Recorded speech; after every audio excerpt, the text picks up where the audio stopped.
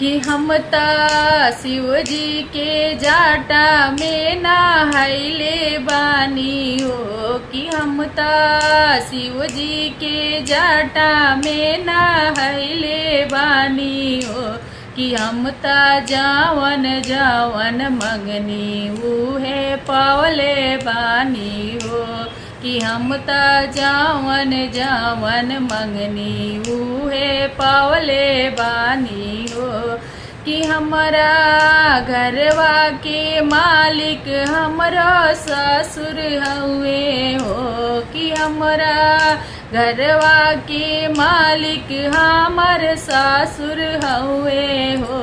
कि हमारा दिलवा के मालिक हमर सैया हुए हो। कि हमारा दिलवा के मालिक मरो सैया हुए हो। कि हमारा घरवा के मालिक हमर सासु हवी हो।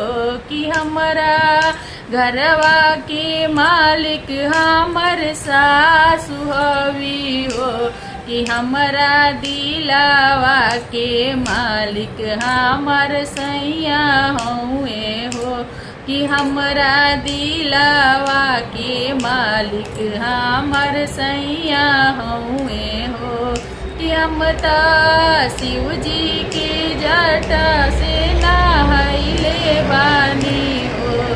कि हम ता शिव जी के जटा से नहाइले बानी हो। कि हम ता जावन जावन मंगनी उहे पावले बानी हो। कि हम ता जावन जावन मंगनी उहे पावले बानी हो।